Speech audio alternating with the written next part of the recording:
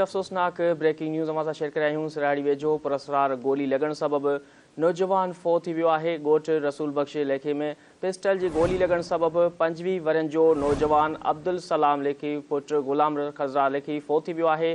फ़ौती नौजवान जे वारसनि जो चवणु आहे त अब्दुल सलाम घर में पिस्टल साफ़ करे रहियो हो त ओचितो गोली छुटण सबबि हू ज़ख़्मी थी पियो, जंहिंखे फ़ौरी तौर ते नवाब शाह इस्पताल मुंतक़िल कयो वियो, जिथे हू ज़ख़्मनि जी सट न सहंदे दम धणी हवाले करे छॾियो।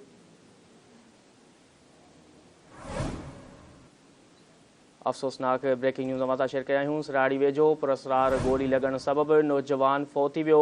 ॻोठु रसूल बख़्श लेखे में पिस्टल जी गोली लॻण सबबि 25 वरनि जो नौजवान अब्दुल सलाम लेखे पुटु ग़ुलाम रज़ा लेखी फ़ौत थी वियो आहे।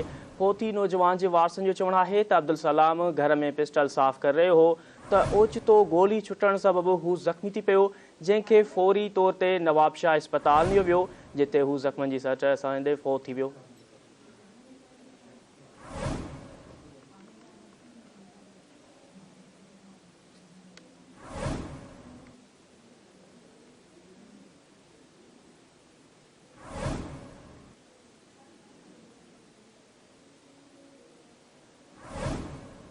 अफ़सोसनाक ब्रेकिंग न्यूज़ असां शेयर कराया आहियूं। सिराड़ी वेझो पुरस्कार गोली लॻण सबबि नौजवान फ़ौत थी वियो आहे। ॻोठु रसूल बख़्श लेखे में पिस्टल जी गोली लॻण सबबि 25 वरनि जो नौजवान अब्दुल सलाम लेखी पुटु ग़ुलाम रज़ा लेखी फ़ौत थी वियो। इन वार सां वधीक अपडेट मालूम कंदासीं। असां सां टेलीफोन लाइन ते मौजूदु आहे धरती टीवी जो रिपोर्टर फिदा हुसैन ज़रदारी। जी फिदा, छा अपडेट्स इन हवाले सां आगाह कजो। जी बिल्कुल, अव्हांखे अफ़सोसनाक ख़बर खां आगाह कंदो हलां त सरारी भरिसां ॻोठ रसूल बख़्श लिखी में 25 साला नौजवान अब्दुल सलाम लिखी पुटु ग़ुलाम रज़ा लिखी मुबैना पिस्टल जी गोली लॻण सबबि फ़ौत थी वियो।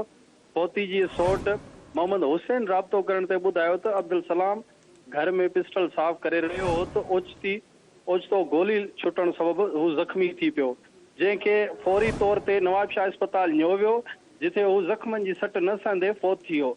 राब्तो करण ते सरारी पुलिस ॿुधायो त लाश तहवील में वठी पोस्टमार्टम लाइ इस्पताल मुंतक़िल कयो वियो आहे। वधीक जांच पोस्टमार्टम रिपोर्ट अचण बाद कई वेंदी। जी फिदा, तफ़सील ॾियण लाइ महिरबानी।